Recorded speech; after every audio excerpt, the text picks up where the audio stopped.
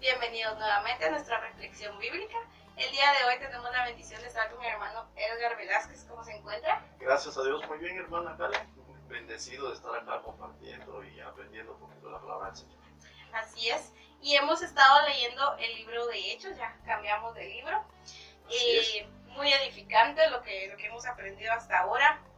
Estábamos haciendo un preámbulo de lo que decía en los primeros capítulos de Hechos, cómo habla de Pedro, cómo habla de Juan, cómo vemos la semana pasada estábamos hablando de un Pedro que le falló a Jesús, pasó una prueba y dice que fue un Pedro que lloró amargamente, y ahora vemos un Pedro que está sanando con la sombra, ¿verdad? Con el poder de Cristo. Y vemos un Pedro totalmente distinto al que estábamos leyendo en Lucas. Correcto. Y vemos cómo también por predicar la palabra empiezan a pasar con Juan por procesos de que hasta lo llevan a la cárcel, ¿verdad? Y llegamos a de quien queremos hablar hoy, que es de Esteban. ¿Qué nos puede contar de Esteban, hermano? Bueno, en principio, hermana, la palabra nos relata en el capítulo 6 de Hechos que Esteban era un varón lleno del Espíritu Santo, de buen testimonio, porque recordemos que él fue elegido como diácono. Y para ser diácono en ese tiempo pues se necesitaba justamente eso, tener un buen testimonio, estar llenos de sabiduría y llenos del Espíritu Santo. Y esa llenura del Espíritu Santo a Esteban le sirvió muchísimo como para poder hacer frente a lo que en este momento le iba a suceder. Así es. Y yo miro una característica bien importante, porque Esteban estaba observando lo que le estaba sucediendo a Pedro, cómo lo estaban acusando, cómo los sacerdotes trataban, ¿verdad? De ver cómo hacían que Pedro dejara de predicar. Y cuando escogen a Esteban hay algo especial. Él ya sabía que no iba tal vez a un servicio donde, bueno, me van a dar un título y me van a tratar bien, y no. ¿A qué iba Esteban? Él estaba enfrentando, diría yo, la circunstancia de ser usado por el Señor, consciente de que le iba a tocar duro, consciente de que iba a sufrir, consciente de que iba a pasar penalidades. Y efectivamente, pues si podemos hablar en un momento determinado, cuando él increpa a los judíos en ese tiempo y empieza a hablar y a decir y a enseñarles, porque hay que recordar también que él estaba muy lleno del Espíritu Santo.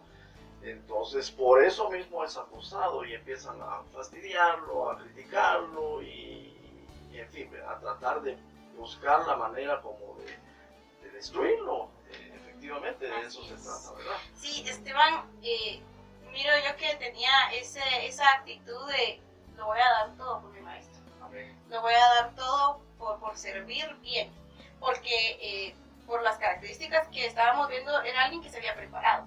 No fue alguien que escogieron porque dijeron, bueno, por suerte aquí está y él va a hacer. No, era alguien que se había preparado, pero recalco algo que me impacta, es el corazón de Esteban, de tener ya saber el propósito a lo que iba a algo muy difícil, iba a enfrentarse a algo muy difícil. ¿Y cómo podemos nosotros llegar a tener ese corazón? Bueno, hermana, yo pienso que en principio hay que anhelar, porque se trata de anhelar la llenura del Espíritu Santo. Partamos de ahí, la llenura del Espíritu Santo. Teniendo la llenura del Espíritu Santo podemos hacer maravillas en el Señor. Sucede que Él justamente por esa llenura del Espíritu Santo nos hace ver que debemos de clamar realmente, de anhelar eso, porque recordemos que la llenura del Espíritu Santo no nos sirve solamente para resistir las tentaciones, no nos sirve únicamente como, bueno, hubo género de lenguas y eso. Nuestro pastor nos ha enseñado mucho acerca de que también nos sirve, y principalmente para cumplir la gran comisión. O sea, ir y predicar el Evangelio a toda criatura. Entonces, ¿cómo logramos eso? Yo pienso que es con la llenura del Espíritu Santo. Bueno, y luego vemos que Esteban pues, es acusado, ¿verdad?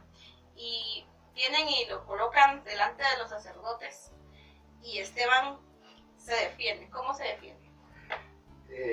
Leemos en el capítulo 7 que Esteban se defiende en base de la Escritura. Así es. Él empieza, a pesar, es increíble, porque lo acusan a él de estar hablando en contra de Moisés, hablando de que Jesús había dicho que iba a destruir, etc. Y él hace una narrativa completa de la palabra desde el tiempo de Abraham, haciendo énfasis en la fe de Abraham. Después pasamos a Moisés y él narra todo eso de la obediencia de Moisés, quien ustedes saben pues que vivió en Egipto con todo lujo, renunció a eso y no tuvo inconveniente en renunciar para poder obedecer al Señor. Entonces toda esa expresión la manifiesta Esteban ante el concilio y llega hasta los puntos, en los momentos, en los cuales él está siendo manifestado, criticado, etcétera, en ese momento, y es cuando realmente pues él deja, diría yo, un buen ejemplo de lo que es la Escritura. Así es como él se defiende. Así es, él viene y se basa en el conocimiento que tenía de la palabra. Me recuerdo cuando Jesús es tentado y se basa en las Escrituras. Amén. Es lo importante de que nosotros las conozcamos, ¿verdad? Para que podamos venir y cuando el enemigo venga a atacarnos podamos defendernos, ¿verdad? Con la palabra del Señor. Y luego viene Esteban, después de defenderse con las Escrituras, y también puedo creer que él se fortalecía viendo todo lo que ellos también habían pasado, todo lo que Abraham, Isaac, Jacob, Moisés, todos los que él menciona habían pasado por Cristo, ¿verdad? Y él estaba en el mismo camino, iba hacia lo mismo. ¿Qué sucede después con Esteban? Bueno, lo que sucede es que después los increpa de tal manera que estas gentes se enfurecen. La Biblia dice que crujen los dientes porque no hayan manera de responderle, porque él está lleno de sabiduría. O sea, es el Señor el que está hablando a través de él, como cuando se nos enseña, ¿verdad?, que uno debe de hablar, pero es el Señor el que está poniendo el qué hablar ante las personas. Bueno, lamentablemente pues ya no soportan estas personas el testimonio de Esteban, lo llevan fuera y empiezan a apedrear. Y de esa manera es como él muere, es decir, dando un testimonio increíble ante todas las personas. Yo quiero leer el versículo 53 del capítulo 7, que dice: pero Esteban, lleno del Espíritu Santo, puesto los ojos en el cielo, vio la gloria de Dios y a Jesús que estaba a la diestra de Dios, y dijo: he aquí, veo los cielos abiertos y al Hijo del Hombre que está a la diestra de Dios. Entonces ellos, dando grandes voces, se taparon los oídos y arremetieron contra él, ¿verdad? Y de último, en el 60 dice: y puesto de rodillas, clamó a gran voz: Señor, no les tomes en cuenta este pecado. Y habiendo dicho esto, durmió. Qué interesantes últimas palabras. Veo que sigue las palabras de su maestro Jesús. No les tomes en cuenta lo que están haciendo. ¿Qué nos puede decir usted de esta actitud? Hermana, esa es una gran actitud que de verdad es encomiable. Él está siendo agredido injustamente. Bueno, pero aparte de eso, todavía siguiendo las palabras de Jesús, dice: perdónalos, no les tomes en cuenta este pecado.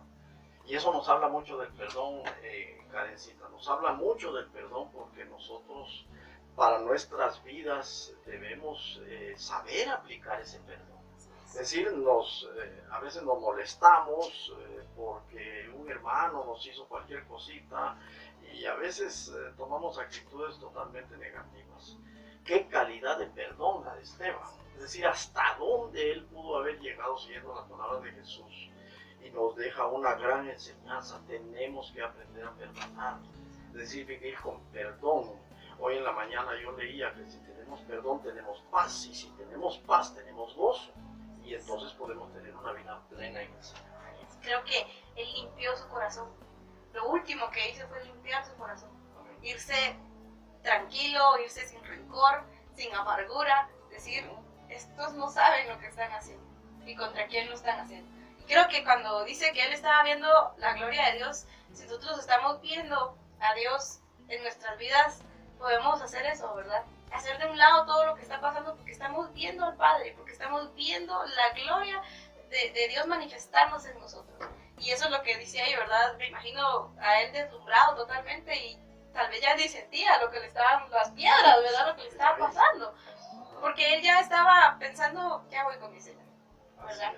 Bueno, pues le agradecemos mucho esta enseñanza. Queremos hacer una pequeña oración para que el Señor nos ayude a tener ese corazón, el corazón de Esteban. Amén. Vamos a orar. Gracias, Padre, te damos en esta hora, Señor, por el momento tan lindo que nos has permitido para compartir con hermana Karencita, Señor, algo de la palabra, Padre. Te agradecemos, Señor, y enséñanos, por favor, con sencillez, Padre, te lo pedimos, que nos enseñes a adoptar la actitud de Esteban en nuestras vidas, porque sabemos, Señor, que nosotros, quizás en circunstancias diferentes, pero vamos hacia el mismo punto, Señor, hacia la patria celestial. En el nombre de Jesús, Señor, te pedimos que por favor te manifiestes en nuestras vidas y que nos dé, Señor, la dirección para poder actuar como Esteban lo hizo, Señor, sabiendo perdonar, sabiendo obedecer, anhelando la llenura del Espíritu Santo. Señor, bendiciones, Padre, para quienes ven este video. En el nombre de Jesús te agradecemos, Señor, infinitamente. Amén y amén. Pues muchas gracias por sintonizarnos. Nos vemos la próxima semana. Amén. Muchas gracias. Buenos días.